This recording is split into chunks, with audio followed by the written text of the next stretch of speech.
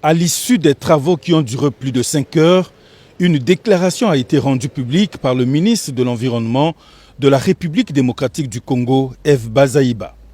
Une déclaration qui résume de manière explicite l'esprit des entretiens des chefs d'État, d'où se dégage leur ferme volonté de persévérer dans la protection et la préservation des écosystèmes forestiers pour le plus grand bien des peuples du monde.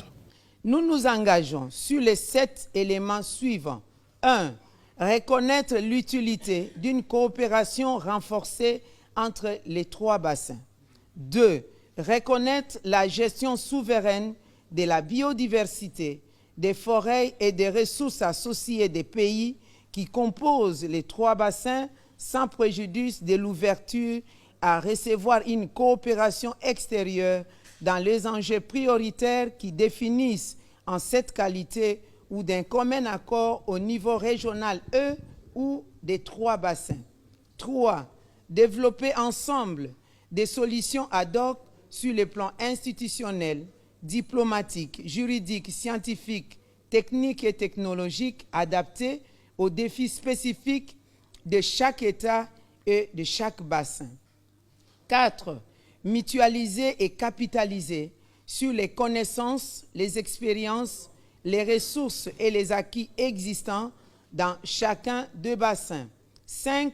Associer dans une logique inclusive l'ensemble des États et autorités nationales, incluant les peuples autochtones, les jeunes, les femmes, la société civile, les organisations non gouvernementales, les milieux universitaires et de recherche, les collectivités locales et les secteurs privés. 6. Encourager la mobilisation financière et le développement de mécanismes de financement traditionnels et innovants. Enfin, 7.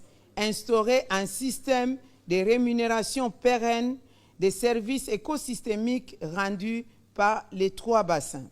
Les chefs d'État et de gouvernement ont rendu hommage à la société civile, aux peuples autochtones, aux collectivités locales et aux organisations non gouvernementales pour leur engagement dans la réussite de ces assises. De même, ils ont reconnu l'engagement sans faille du président Denis Sassou Nguesso pour la lutte contre les changements climatiques, la protection de l'environnement et la préservation de la biodiversité.